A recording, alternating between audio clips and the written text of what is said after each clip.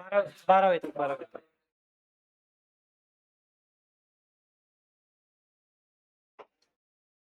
Nature of human want अपनी unlimited है, सब कुछ चाहिए हमें। इंटेंसिटी, वांट डिफरेंट इंटेंसिटी, मतलब कोई वांट थोड़ी अर्जेंट होती है, कोई होता है कि चलो बाद में सेटिस्फाई कर लेंगे। यूटिलिटी डिपेंड्स अपॉन इंटेंसिटी, जिसकी आपको अर्जेंसी होती है उससे फिर सेटिस्फेक्शन भी ज्यादा मिलती है। ईच वांट इज सेटिएबल, मतलब सेटिस्फाइएबल, सारी वांट सेटिस्फाई की जा सकती है। वांट्स आर कॉम्पिटिटिव, मतलब वांट्स ਜਿਹੜੀ आपस में लड़दियां फिरदियां, एक वांट कहती पहला मेनू सेटिस्फाई करो, दूसरी वांट कहती पहला मेनू सेटिस्फाई करो, तो wants compete with each other for the satisfaction. Wants are complementary.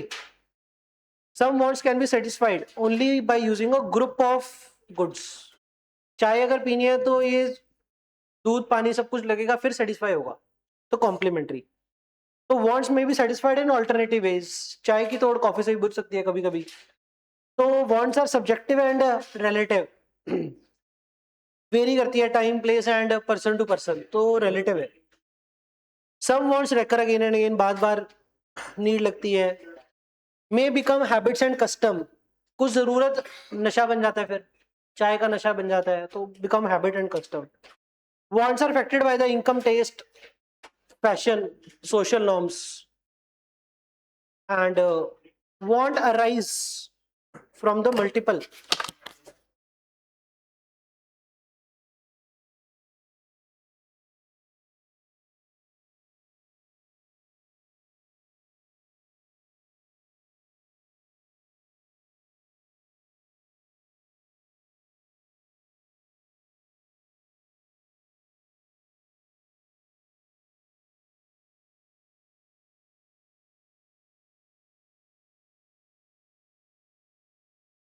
आगे, want arise from the psychological या फिर फिजिकल इंस्टिंक्ट, सोशल स्टेटस, लोग ले रहे हैं तो मैं भी लूंगा, तो वांट इससे भी अराइज होती है, साइकोलॉजिकल या सोशल स्टेटस है। वांट कैसी कैसी हो सकती है, क्लासिफिकेशन ऑफ द वांट। कुछ वांट तो होती है necessary, necessary for living, necessary for existence. रोटी कपड़ा मकान अपना क्या आ गया, बेसिक साइकोलॉजिकल नीड्स आ गई, रोटी कपड़ा मकान। एफिशिएंसी के लिए क्या, एडिक्वेट, अगर आप एसी लगाओ क्लासरूम में तो एफिशिएंसी बढ़ेगी, बढ़िया बढ़ पाओगे। लॉन्गेविटी के लिए, एफिशिएंसी के लिए क्या लगेगा आपको, एसी या फिर एडिक्वेट क्लोथिंग। कन्वेंशनल नेसेसरी, मतलब सोशल नॉर्म के कारण या फिर हैबिट्स के कारण, कि मतलब दिवाली है तो थोड़े बढ़िया कपड़े पहन लिए, चमक चमकते है ना, तो सोशल कस्टम्स के कारण ऐसा है। तो बेसिक में तीन आएगी, एग्जिस्टेंस के लिए, एफिशिएंसी के लिए, या फिर कन्वेंशनल नेसेसरी के लिए। एफिशिएंसी के लिए एग्जांपल ध्यान रखना, एडिक्वेट, इनफ कपड़े पाए होने चाहिए, सर्दी है था इन्ने को मोटे होने भी ठंड ना लगे, बेसिकली उन्ने। पर अगर शादी पे जा रहे हो, सोने सोने कपड़े पा रहे हो, फिर आपके कन्वेंशनल नेसेसरीज आ गई। अच्छा, इसमें फिर कंफर्ट भी है और लग्जरी भी है। लग्जरी एग्जांपल लेके पता लग जाएगा कि लग्जरी हो गया।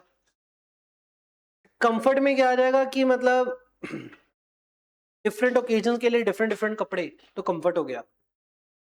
बाकी कैटेगराइजेशन बंदे टू बंदे वेरी करती रहती है। आगे, यूटिलिटी, व्हाट इज यूटिलिटी, जो आपको वांट सेटिस्फाई होगा, मतलब जो सेटिस्फेक्शन मिलेगी, that is utility. Want satisfying power of a commodity. अब सेटिस्फेक्शन दैट कंज्यूमर एक्सपेक्ट्स, जो उसे लगता है मिलेगी, that is utility. Utility explain करती है लॉ ऑफ डिमांड। हमने पढ़ा था कि अगर प्राइस गिरेगा तो एडिशनल यूनिट खरीदेंगे, फिर ही खरीदेंगे, अदरवाइज नहीं खरीदेंगे, क्योंकि एडिशनल यूनिट की यूटिलिटी घट देनी है, तो एडिशनल यूनिट अधिक खरीदो जो, तो प्राइस गिरूगा। तो law of demand diminishing marginal utility के कारण की काम कर रहा है। और commodity has different level of utility, मतलब उसी बंदे को घर पे रोटी खाएंगे तो ज्यादा बेटर लगेगी, गरम गरम फुल्का, इतने ठंडा हो चुका तो यूटिलिटी घट मिली थोड़ी सी। तो डिफरेंट लेवल ऑफ यूटिलिटी होती है। यूटिलिटी और यूजफुलनेस अलग अलग चीजें होती हैं, कोई चीजें यूजफुल नहीं होती पर उससे यूटिलिटी जरूर मिलती है। एग्जाम्पल के लिए लिकर, यूजफुल तो है नहीं बॉडी के लिए पर यूटिलिटी मिलती है। इसके अलावा टीका, टीका लगाया दर्द हुआ, दर्द हुआ पर यूटिलिटी तो है, मजा नहीं आया पर यूटिलिटी है। साइकोलॉजिकली इंट्रोस्पेक्शन, तो यूटिलिटी क्या है, अंदर फील करने की बात है, फील करोगे तो मजा है, फील करोगे तो मजा नहीं है। तो अंदर की बात है ये। It has no concern with the moral और एथिकल वैल्यूज, मॉरल और एथिकल से कोई लेन देन नहीं है। एग्जाम्पल आगे, कार्डिनल या ऑर्डिनल। कार्डिनल मतलब नंबर्स में मेजर कर सकते हो, नंबर में मेजर करना है तो कौन देखी गया था, ये एल्फ्रेड मार्शल, कार्डिनल। ऑर्डिनल जब नंबर में मेजर नहीं कर सकते, कौन देखी गया था, हिक्स एंड एलन। अगर आईसी कर्व बन रही है तो कौन सा है ये, हिक्स एंड एलन वाला की ऑर्डिनल अप्रोच। पर अगर नंबर्स में मेजर कर रहे हो यूटिलिटी कितनी, तो ऑर्डिनल, अपना cardinal, cardinal and Alfred Marshall देखे गया था। अब marginal utility, law of diminishing marginal utility क्या बोलता है, एडिशनल यूनिट खरीदोगे तो यूटिलिटी तो मिलेगी, पर पहले से क्या मिलेगी, कट मिलेगी।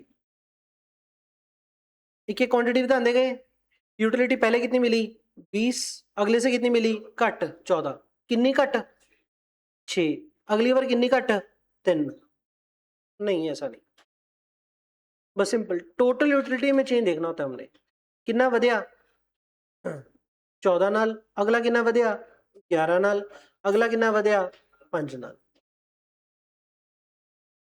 तो टोटल यूटिलिटी बढ़ रही है पर एमयू आपकी गिर रही है, मार्जिनल यूटिलिटी जिਵੇਂ जिਵੇਂ क्वांटिटी बतावांगे मार्जिनल यूटिलिटी गिरूगी। तो क्योंकि मार्जिनल यूटिलिटी गिर रही है तो मार्जिनल यूटिलिटी कब नीचे को आ रही है, और मार्जिनल यूटिलिटी नेगेटिव भी होती है कि कई बार आपने क्या किया, क्वांटिटी कितनी खा ली 5, 5 क्वांटिटी के बाद 6वीं क्वांटिटी खाई तो उल्टी आ गई, उल्टी आ गई तो यूटिलिटी क्या होगी आपकी, नेगेटिव हो गई।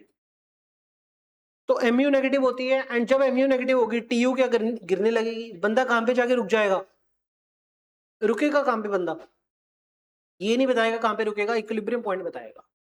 कहां पे रुकेगा बंदा, जब MU X upon P X is equal to MU M, मतलब जितना अपन ने यूटिलिटी ऑफ मनी पे किया, एग्जांपल आपने कितने रुपये पे किए, 2 2 रुपीज पे किए, ₹2 पे किए, एंड ਜਿਹੜਾ पे ਕੀਤਾ ਉਹਦੀ यूटिलिटी कितनी सी, मनी ਦੀ यूटिलिटी भी 2 utils. What is MUM, utility of money in terms of यूटिल, MUM। ਆਪਾਂ 2 यूटिल पे ਕੀਤੇ, ਆਪਾਂ ਜਿਹੜੀ ਗੁੱਡ ਖਰੀਦੀ ਹੈ ਉਹ ਤਾਂ ਆਪਾਂ ਨੂੰ यूटिलिटी ਕਿੰਨੀ ਮਿਲ ਰਹੀ ਹੈ, एग्जांपल ਦੇ ਲਈ ਆਪਾਂ ਨੂੰ ਉਹਨੂੰ यूटिलिटी कितनी मिल रही है, 4 यूटिल्स मिल रही है, एंड उसका प्राइस कितना पे किया हमने, 2 रुपीज। PX प्राइस कितना पे किया आपने 2, और यूटिल कितने मिले 4, 1 रुपए मगर कितने मिले 2, इतने रुक जाओ। मतलब स्टार्टिंग में क्या होगा, स्टार्टिंग में पहला यूनिट कंज्यूम किया 10 यूटिल मिले होंगे, 2 पे करके तो कितने मिले सी 5, तो पर यूनिट 1 रुपए मगर कितने यूटिल मिले सी 5, पे कितना किया 2, मिले कितने 5, और खरीदो, कंज्यूमर सरप्लस बढ़ रहा है आपका। तो उसके साथ ही एक फोटो बन जाएगी कंज्यूमर सरप्लस की। कंज्यूमर सरप्लस की फोटो कैसे बन गई, प्राइस जो आप पे कर रहे हो 2 रुपये, एंड यूटिल जो मिल रहे हैं पहली बार कितने मिले 10, फिर कितने मिले 8, फिर कितने मिले 6, 5, 4, और जब तक 4 मिले, और इधर पे भी कितना किया आपने 4 ही प्राइस है इस केस में, तो जब ये बराबर हो गया उत्थे रुक जाओ, क्या बराबर हो जाए, MUX अपॉन PX is equal to MUM। जेड़ा आपा पे किया, जेड़ा आपा नू मिले, जो पे किया और जो मिला अगर वो बराबर हो जाए, उधर रुक जाने का, उधर क्या आएगा आपका इक्विलिब्रियम पॉइंट। अब बच्चे पूछता सर इक्विलिब्रियम पॉइंट ऊपर वाला है नीचे वाला है, दोनों ही है। इक्विलिब्रियम पॉइंट बोलना हो तो इसको बोल देना इक्विलिब्रियम पॉइंट, नीचे वाले को बोलना हो तो इसको बोल देना इक्विलिब्रियम क्वांटिटी, इधर वाले को बोलना हो तो इसको बोल देना इक्विलिब्रियम प्राइस। इस केस में इक्विलिब्रियम प्राइस नहीं आएगा, इस केस में तो कांस्टेंट ही है, पर आगे जाकर के मतलब इसको इक्विलिब्रियम प्राइस बोल दिया करेंगे। इधर नु आ जाओ, इधर नु आ जाओ, सारा इक्विलिब्रियम ही है, आहा पॉइंट हो गया, प्राइस हो गया, क्वांटिटी होगी, equilibrium price, equilibrium quantity, equilibrium point, ऊपर वापस एसी।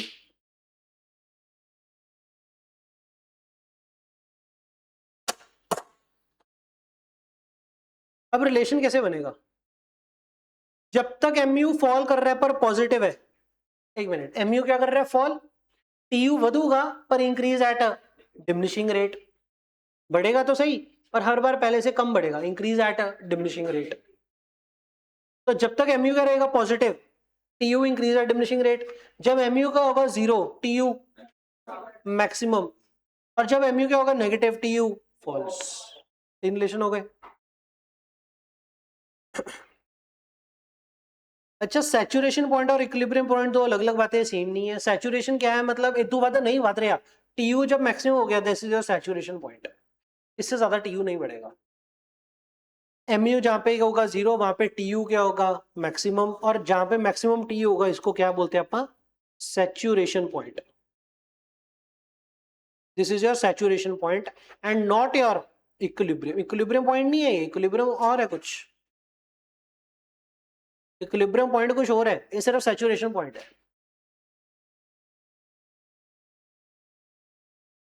अच्छा, क्या नहीं, सैचुरेशन इतू वध नहीं मिलना। इक्विलिब्रियम तो हम चेक करेंगे जो पे किया और जो मिला, ਜਿਹੜੀ ਆ कर्व है सिर्फ मिलन दी है, पे की ना किता पता नहीं। ਜਿਹੜੀ आवली कर्व है ये सिर्फ मिलने की है, जो यूटिलिटी मिल रही है आपको, जो पे कर रहे हो वो तो पता ही नहीं ना। तो इक्विलिब्रियम आऊगा जो पे किता है जो रिसीव है जितने बराबर होए, ठीक हो गया। तो सैचुरेशन को इक्विलिब्रियम पॉइंट नहीं बोलना, अलग अलग बातें हैं दोनों। पर इक्विलिब्रियम यार उदों आऊगा जो पे किता तो रिसीव होया बराबर, और ਜਿਹੜੀ ਆ फोटो है रिसीव ਤਾਂ पे ਤਾਂ पता ही नहीं कितना, तो इधर इक्विलिब्रियम नहीं है। एक होर गल नाले मतलब मिल किन्नी रही है यूटिलिटी जीरो, ਜਿਹੜਾ पे कर रहा है कुछ तो कर ही रहे होवांगे ना, तो ऑब्वियसली ਜਿਹੜਾ इक्विलिब्रियम पॉइंट है वो पहले ही किते फॉल करूगा, ਇੱਥੇ किते फॉल करूगा, क्योंकि ਇੱਥੇ ਤਾਂ मिल किन्ना रहा एडिशनल जीरो, पर ਜਿਹੜਾ पे कर रहे हो कुछ तो प्राइस पे कर रहे हैं ना, तो एमयू पॉजिटिव होना चाहिए, जीरो नहीं। इक्विलिब्रियम पॉइंट पे पॉजिटिव होगा तो इधर होगा कहीं पे, तो इक्विलिब्रियम पॉइंट पहले कहीं फॉल करेगा, पहले इक्विलिब्रियम आएगा बाद में सैचुरेशन पॉइंट आएगा। आगे देखो, टीयू का जो चेंज है वो एमयू है, तो एमयू क्या बन गई, स्लोप ऑफ टीयू। जेडी चीज के विच चेंज हो रहा है, टीयू में चेंज हो रहा है, और कौन लेके आ रहा है, चेंज का नाम क्या है, स्लोप। चेंज का नाम स्लोप कह लो या एमयू कह लो, एक ही बात होगी। तो टीयू की स्लोप क्या है, एमयू, या फिर टीयू का चेंज क्या है, एमयू। तो MU is the slope of TU या फिर MU is the change of TU, TU कितनी चेंज हो रही है। आगे ये सारे important relations. assumptions of law of diminishing minority. assumption क्या है, देखो हर बार यूटिलिटी कम मिलती है, ऐसा क्यों। पहली बात तो हर बार यूटिलिटी कम मिलेगी, ऐसा कब होगा, जब जेडे यूनिट कंज्यूम कर रहे हो सारे एक कनाल दे होने चाहिए। अगर वैरायटी ऑफ द कंज्यूम करे, हर बार आइसक्रीम का अलग अलग फ्लेवर ट्राई करे, तो मजा आता रहेगा। बार बार सेम फ्लेवर ट्राई करते रहो वनीला बार बार, तो आपकी यूटिलिटी गिरनी स्टार्ट होगी। एक तो होमोजीनियस होना चाहिए, दूसरा स्टैंडर्ड यूनिट ऑफ कंजम्पशन का मतलब ऊँट के मुंह में जीरा नहीं होना चाहिए, फिर तक क्यूरियोसिटी बढ़ूगी। इनफ खाओ, थैंक यू यार।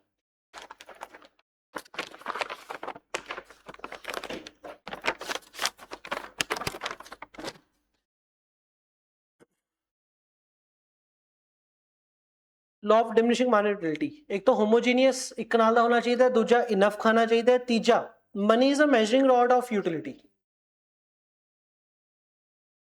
कहता amount of money which a person is prepared is a measure of the utility which is derives from the good. भाई यूटिलिटी निकालनी है तो आपको एमयूएम मनी के फॉर्म में भी देखना पड़ेगा कि कितनी यूटिलिटी पे करी हमने। Money is a measuring rod. Next, बाकी सारे फैक्टर कांस्टेंट एज्यूम करेंगे, ये चार हो गए। इसके अलावा थोड़ी सी और assumptions है, पर ये सारी assumptions क्या है, अनरियलिस्टिक है। कौन कौन सी, पहला रैशनल कंज्यूमर होना चाहिए, मतलब वो ज्यादा सेटिस्फेक्शन उसको बेटर लगेगी, ज्यादा यूटिलिटी उन्हें बेटर लगनी चाहिए।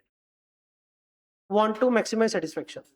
कार्डिनल मेजर, और हम एज्यूम करके चल रहे हैं नंबर मेजर कर सकते हैं, ये assumption है। Continuity in the consumption, bar bar continuous consume करते रहेंगे, गैप पा पा के कंज्यूम करेंगे, फिर यूटिलिटी गिरेगी नहीं। मनी एमयूएम रिमेन्स कांस्टेंट, ये मान के चल रहे हैं, पैसे की वर्थ यूटिल्स में constant. Utility is independent of the complementary good, मतलब अगर दो यूनिट्स इकट्ठे कंज्यूम करोगे तो ऐसा नहीं यूटिलिटी बढ़ेगी, मतलब अनरियलिस्टिक है कि आप क्या करो, पानी अलग कंज्यूम कर लो, दूध अलग कंज्यूम कर लिया, चाय पत्ती अलग, शुगर अलग, सारा अलग कंज्यूम कर लिया, दूसरे पास से चाय बना के कंज्यूम किया, कहते हैं यूटिलिटी दोनों की सेम आएगी, तो अनरियलिस्टिक है, बेकार। और आगे एक्सेप्शंस। एक्सेप्शन मतलब क्या, जहां पे यूटिलिटी गिरेगी नहीं, कदों यूटिलिटी नहीं गिरती, अगर प्रेस्टिजियस गुड्स है, अगर प्रेस्टिजियस गुड्स है, एग्जांपल गोल्ड, कैश, कैश जितना मर्जी आता रहे, सोना डायमंड जितना मर्जी आता रहे, यूटिलिटी गिरेगी नहीं हमारे पास, खरीदते रहेंगे यूटिलिटी बढ़ती रहेगी। हॉबीज है, सारा दिन क्रिकेट खड़ाई चलो फिर ही बंदा अकदा नहीं, जिसकी अगर हॉबी है तो। Creative, art, painting, knowledge Sikar, फिर से यही वाला आ गया, हॉबी वाला पॉइंट ही आ गया। अगला, जिसको आदत लगी, लत लग गई, दारू पीता जाएगा पीता जाएगा पीता जाएगा, यूटिलिटी मिलती जाएगी। और कंजूस बंदे, कंजूस बंदे का क्या सीन है, पैसा खर्चने के लिए रेडी नहीं होगा वो बंदा, एडिशनल एडिशनल यूनिट उसको सेटिस्फेक्शन तो देगी, पर वो पैसा खर्चने के लिए राजी है नहीं। जब पैसा खर्चने के लिए राजी है नहीं तो एडिशनल यूनिट की यूटिलिटी घटी नहीं वध गई, ਉਹਦੇ अंदर उन्होंने आया भी वाधा होगी, पर मैं पैसा नहीं खर्चना। जब कंज्यूम तो कर ही नहीं रहे तो यूटिलिटी गिर ही नहीं रही। तो कहते हैं every additional money would give them greater satisfaction, क्योंकि खर्च रहे नहीं तो गिरी है नहीं यूटिलिटी, वो ज्यादा ही रहेगी। आगे कंज्यूमर सरप्लस, ये कंज्यूमर सरप्लस की फोटो समझ में आनी चाहिए आपको। ये हमने कर्व कौन सी बनाई है, मार्जिनल यूटिलिटी कितनी मिल रही है, नीचे क्या रखा हमने इधर प्राइस, पर प्राइस रखा in the forms of यूटिल, price in utils. जिधर जाकर के क्या हो गया, यूटिलिटी जो मिली और प्राइस जो हमने पे किया in the form of यूटिल, MUM, तो जहां पे जो सेम रह गया वहां पे अपन रुक गए। और यूटिलिटी भी कौन सी रखी यहाँ पे, ये वाली MUX/PX, इक्कर PM। अगर ये जो कर्व बनाई है खाली MU यूटिलिटी नहीं बनाई, यूटिलिटी डिवाइड बाय PX की बनाई है, मतलब इक्कर पे मगर की नहीं यूटिलिटी।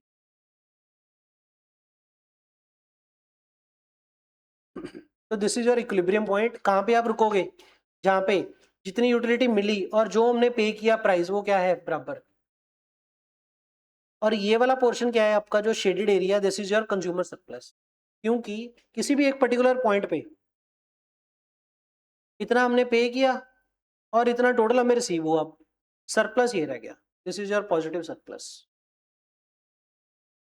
तो इसमें MCQ बनता है कि पे कितना किया नीचे वाला, टोटल कितना मिला ये टोटल, सरप्लस कितना है ये वाला सरप्लस है। चलिए आगे, नेक्स्ट assumptions, ये तो पढ़ लिया हमने।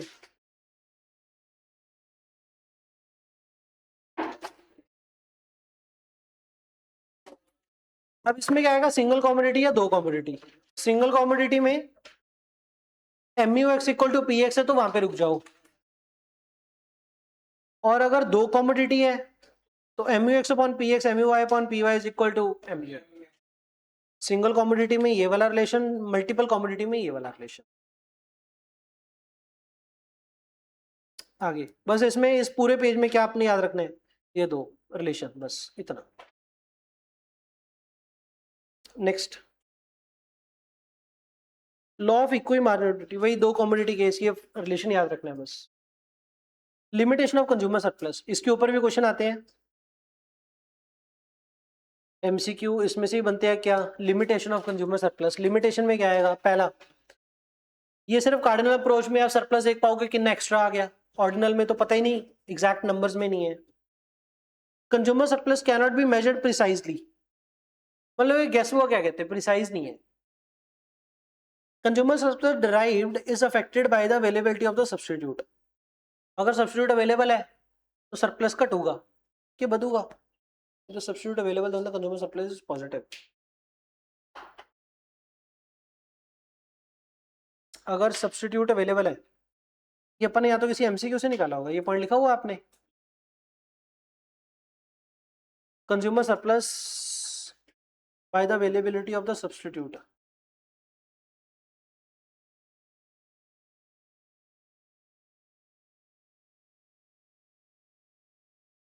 ऐसा क्यों, पॉजिटिव क्यों,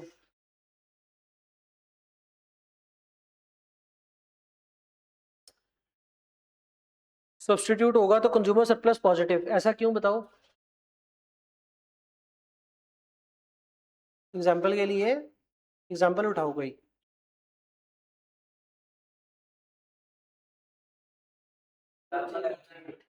है तो क्या कह रहा है वंश?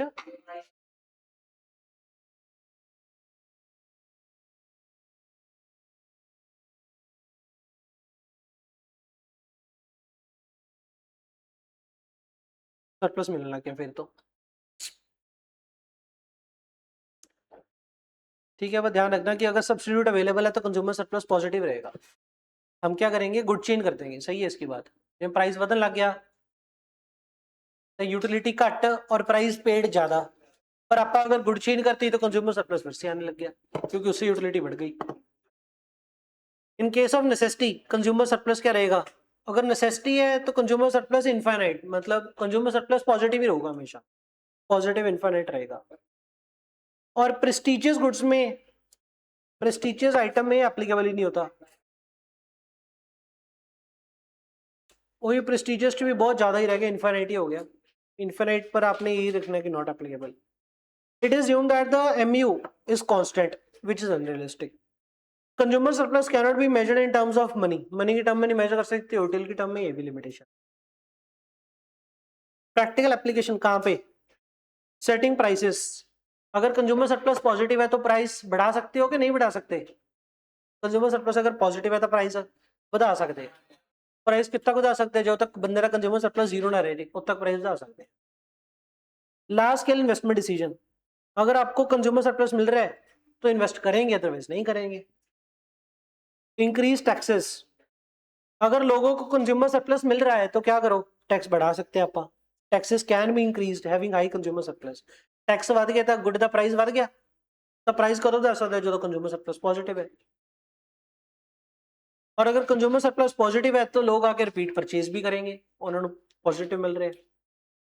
तो ये है। अगला ऑर्डिनल।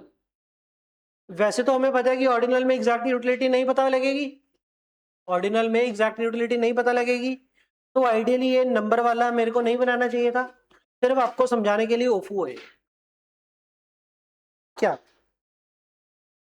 ये आईसी कर्व ऐसे ऐसे की होती है? आईसी कर्व की स्लोप गिर रही है कि बढ़ रही है? स्लोप फोटो बना के देख लो ना, स्लोप पहले क्या थी?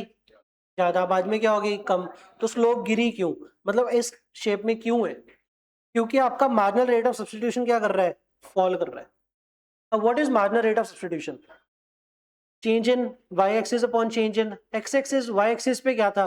Units of burger divide by units of pizza, units of a commodity on Y axis. Change in Y axis upon change in X axis, MRS.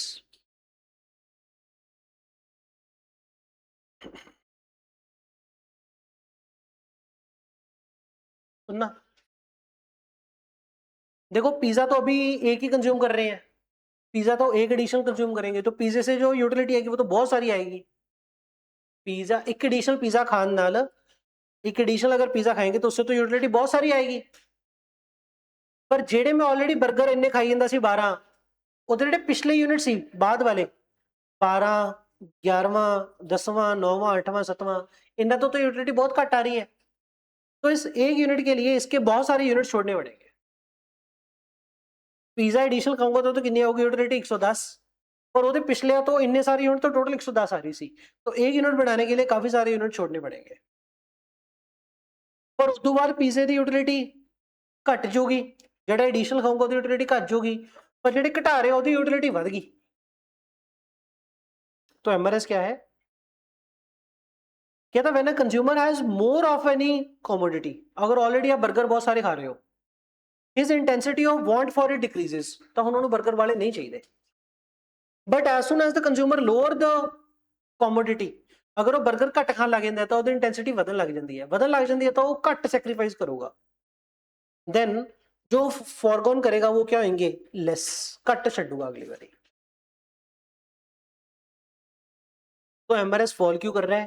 पहली बारी बाले छड्डे, दूजी बारी घट छड्डे, तीजी बारी होर घट छड्डे, तो घट छड्ड रहे हैं तो आपका एमआरएस फॉल कर रहा है। एमआरएस फॉल कर रहा है मतलब स्लोप घट रही है। What is MRS? MRS is the slope of indifference curve, MRS is the slope of IC curve. IC curve क्या रहती है आपकी, कन्वेक्स टू रीजन, स्लोप इसकी फॉलिंग रहती है क्योंकि इसका एमआरएस क्या रहता है, फॉलिंग। एमआरएस फॉल क्यों करता है, वो ये रीजन आ गया, रीजन ऑफ एमआरएस फॉलिंग। इसके अलावा होता है गुड्स आर इम्परफेक्ट सब्स्टिट्यूट। अगर तो परफेक्ट सब्स्टिट्यूट होते, ये भी आगे आएगा कि अगर परफेक्ट सब्स्टिट्यूट होता है तो कर्व कैसी बनती है, ऐसी बनती। परफेक्ट है मतलब कहा खा लिया कहा सेम ही है, बिस्लेरी का पानी हो किनली का पानी हो सेम ही है, तो एक यूनिट ऐसा बताओगे तो एक को ही छटोगे, ज्यादा नहीं छट रहे, तो कांस्टेंट लाइन रहेगी, इन क्या रहेगा, कांस्टेंट। अब डिमिनिशिंग एमआरएस कहता है एक क्वांटिटी अगर घट रही है तो दूसरी ਵਧਣੀ चाहिए है, फिर ही एमआरएस कम करूंगा। कॉमोडिटी विच इज डिक्रीज्ड, जो क्वांटिटी घटा रहे हैं उसका सेक्रीफाइस बढ़ रहा है, has a higher marginal significance. ਜਿਹੜੀ क्वांटिटी घटा रहे हैं धीरे धीरे ਉਹਦੀ यूटिलिटी बढ़ रही है। आगे चलो, point of property of indifference curve. क्या इंडिफरेंस कर्व कभी क्रॉस करती है एक दूसरे को, क्रॉस नहीं करती। अगर क्रॉस कर जाए तो गलत हो जाएगा काम, क्योंकि एक आईसी कर्व पे जितने भी पॉइंट्स हो गए वो यूटिलिटी क्या देंगे, same, same level of satisfaction.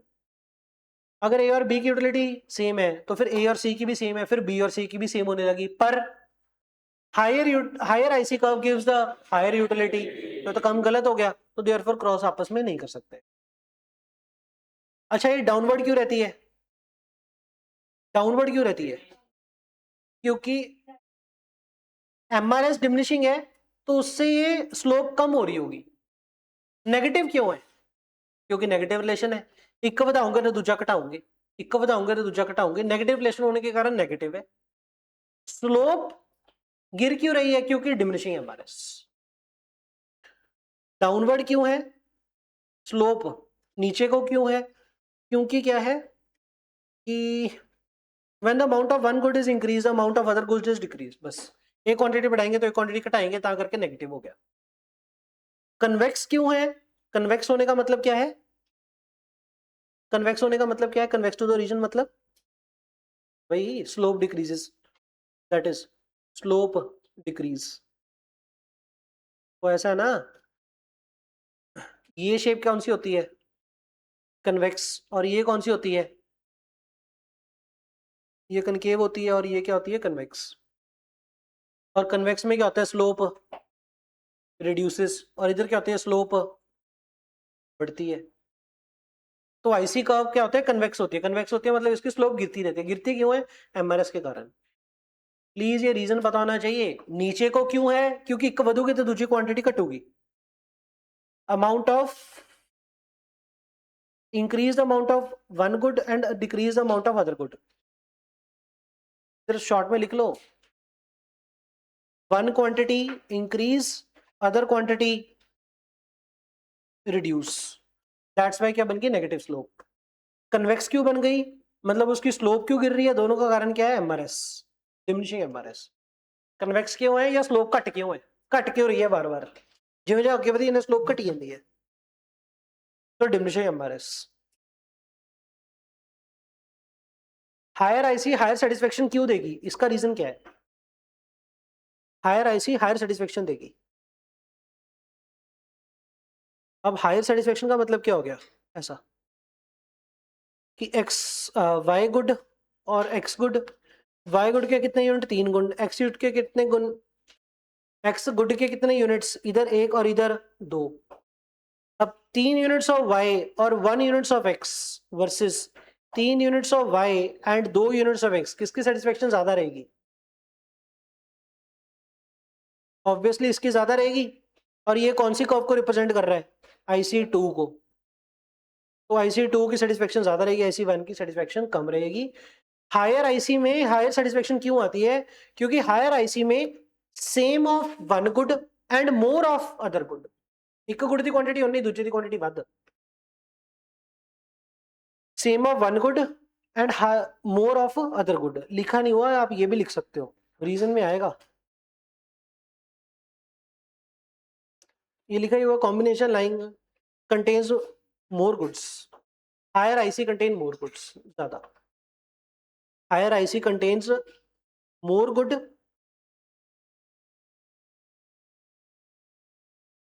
इसको ना ऐसे भी बोलता है कई बार, more of one good and no less of other good, that is more of one good and no less of other good. no less of other good समझ गए? No less of other good मतलब जो Y axis पे good है वो तो उतना ही, एक्स एक्सिस वाला गुड बढ़ गया. More of one good and no less of other good.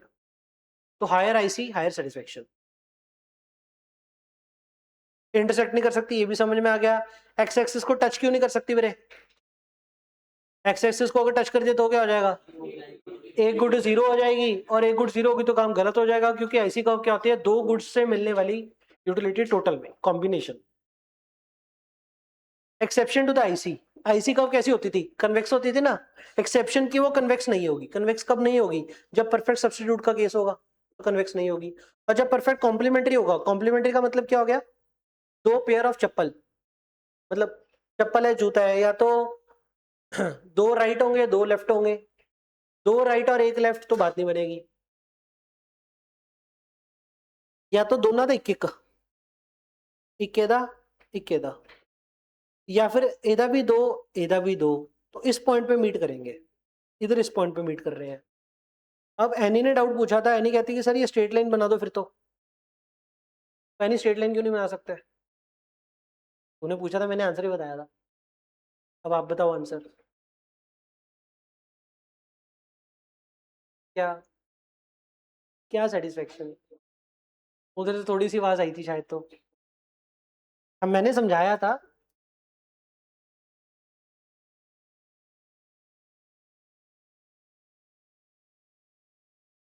क्या कांस्टेंट होगी? लूप कांस्टेंट होगी.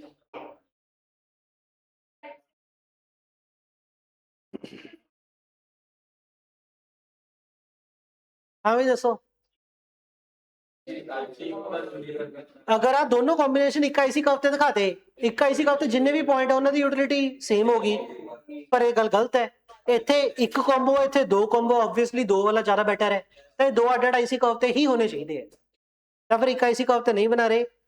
ये आईसी कर्व 1 होगी, ये आईसी कर्व 2 होगी, और जेडी आईसी कर्व 2 है उसकी यूटिलिटी क्या होगी? ज्यादा देन आईसी कर्व 1.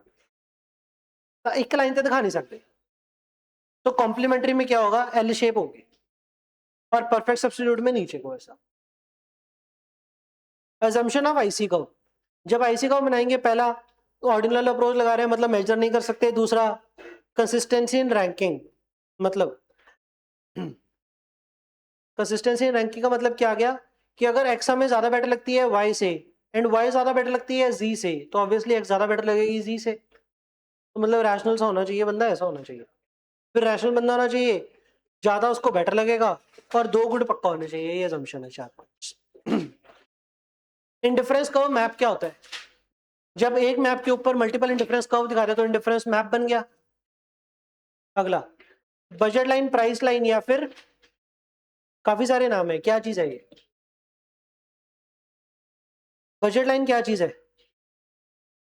हमने कहा था, मेरी बात सुनियो, हमने कहा था कि ये क्वेश्चन बनते होंगे.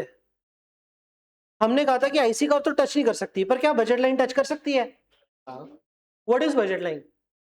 आपकी टोटल इनकम, इनकम लाइन है ये. इधर क्या है ये? What is here? प्राइस के quantity, quantity, quantity of good Y, quantity of good X है इधर क्वांटिटी. अभी क्वांटिटी डिटरमाइन कैसे हुई? एग्जांपल के लिए अगर आपकी इनकम कितनी है 100 रुपया, और वाई है आपका चॉकलेट. हमने एग्जांपल चॉकलेट की ली हुई थी शायद, बटे थी सी. चलो चॉकलेट और आइसक्रीम. तो चॉकलेट और आइसक्रीम, आइसक्रीम का प्राइस कितना? 20 रुपये, और चॉकलेट कितने रुपए की? 10 रुपए की. तो y डिवाइड बाय, अगर मैं चॉकलेट का प्राइस रखूं पी वाई, तो क्वांटिटी कितनी आ जाएगी? 10 यूनिट्स आ जाएंगे. तो इधर क्या आ गए? 10 यूनिट्स आ गए. 10 यूनिट्स. और इधर इनकम कितनी है? अपनी इनकम तो 100 ही है. अगर इतने पॉइंट टच हो रहा था मतलब की हो गया कि जेड़ा y है, y की क्वांटिटी कितनी है? 0. पर x की क्वांटिटी कितनी है? कुछ तो है, तो ओदी तो 0 है.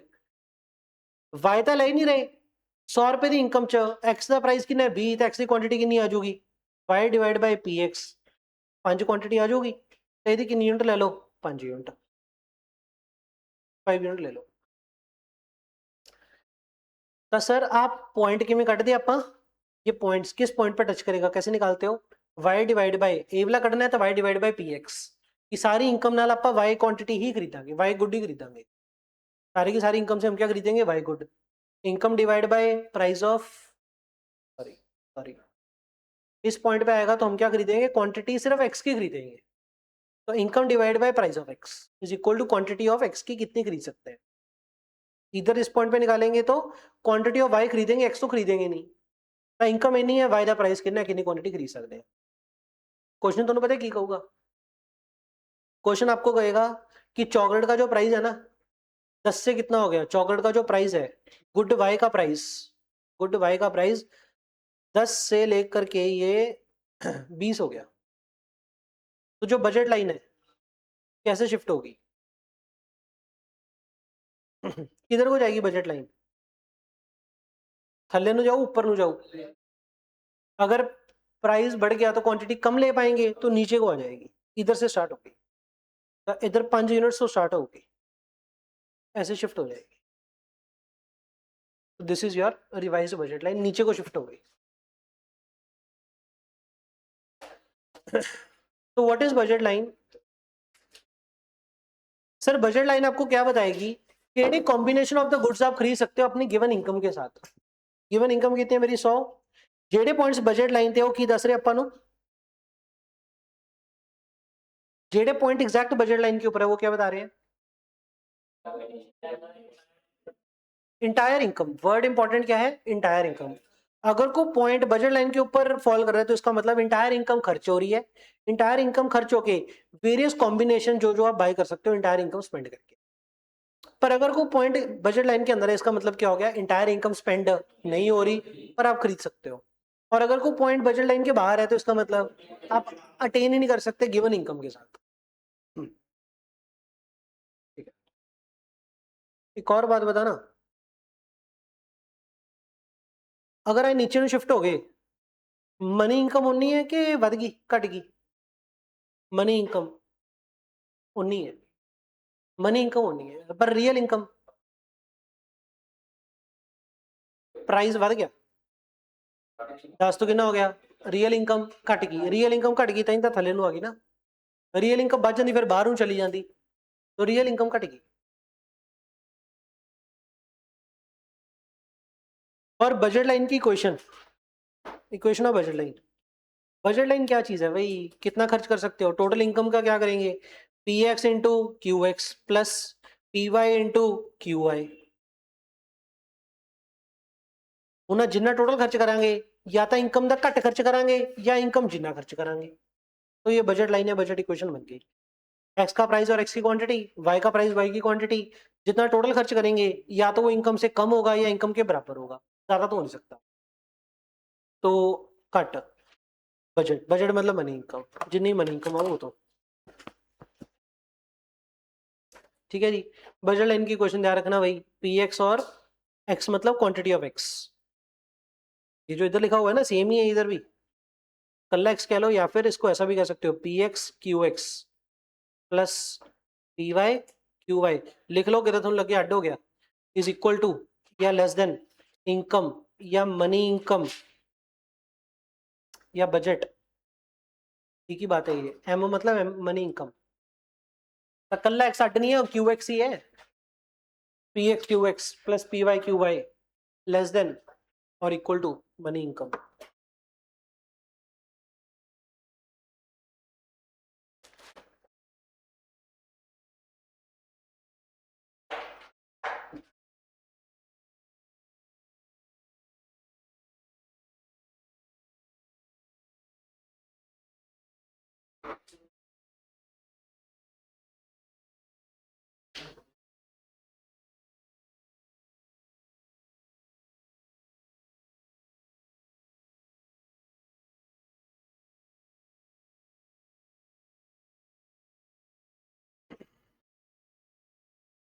और बजट लाइन की स्लोप क्या होती है?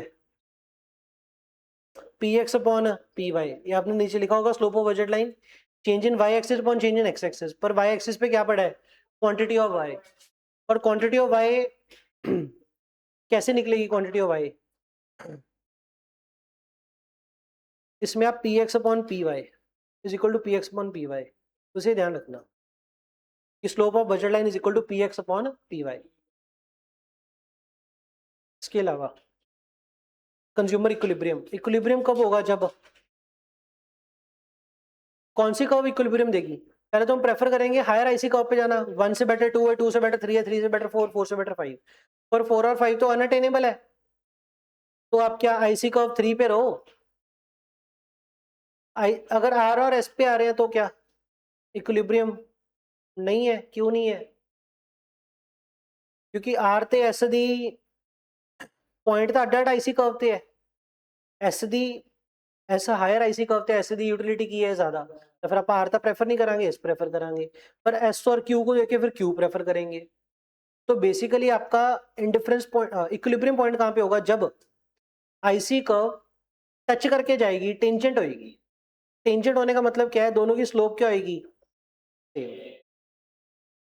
अगर इधर देखें ना, तो इधर बजट लाइन और आईसी कर्व किसकी स्लोप ज्यादा है? फोटो देख के आपको दिखता है? अजड़ी आ चली है की चीज है बजट लाइन, और आ की चीज है, दोनों स्लोप सेम है क्या डट है?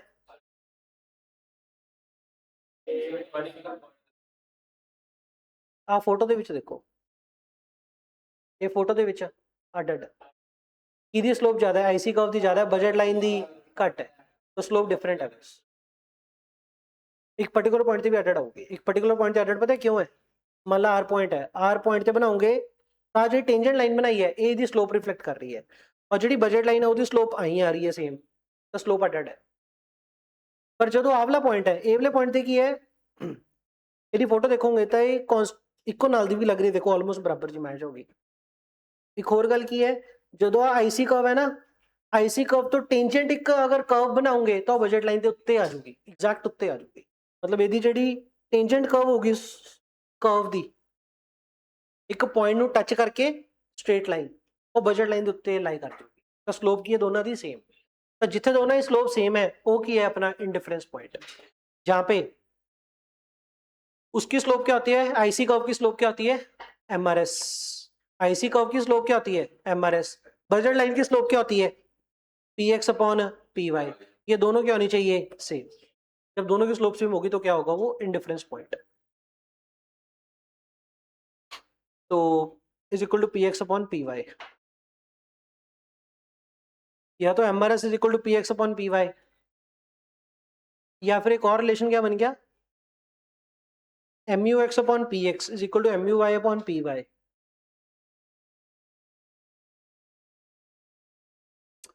पर ये किसका होता है? कार्डिनल का। अभी इक्विलिब्रियम तो होता है, पर ये किसका होता है? ये कार्डिनल का होता है। M U X upon P X M U Y upon P Y is equal to M U M. ये तो हो गया कार्डिनल का, ये हो गया ऑर्डिनल का, ये ऑर्डिनल का हो गया ये।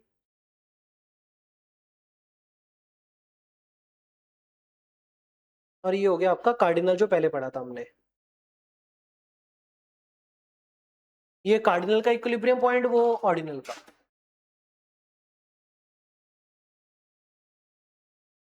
इधर ये नहीं लिखा पर हमने,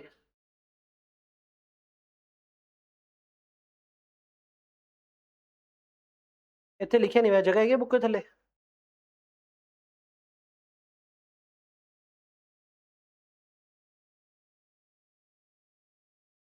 equilibrium under ordinal approach.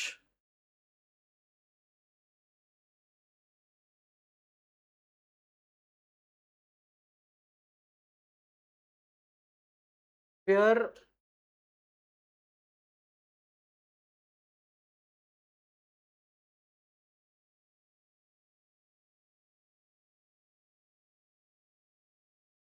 Slope of IC curve क्या होती है? एमआरएस। तो स्लोप ऑफ बजट लाइन क्या होती है? P X upon P Y. Same होना चाहिए।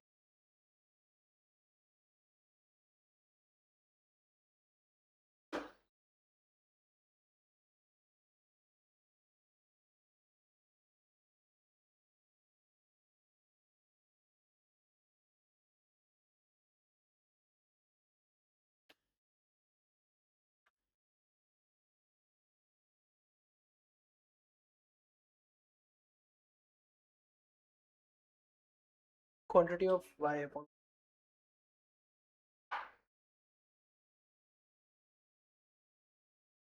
इसको कह सकते हैं अपन change in quantity of Y divide by change in quantity of X, और इधर क्या आ गया पी एक्स अपॉन आपका ये बनेगा।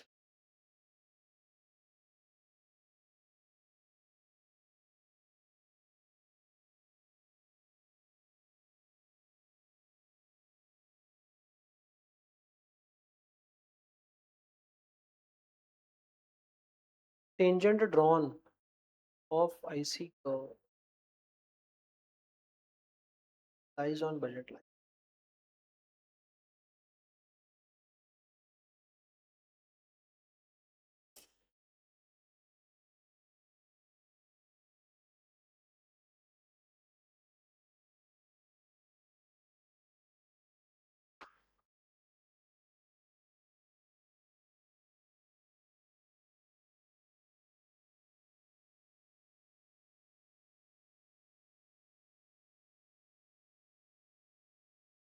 चलिए अगला यूनिट सप्लाई।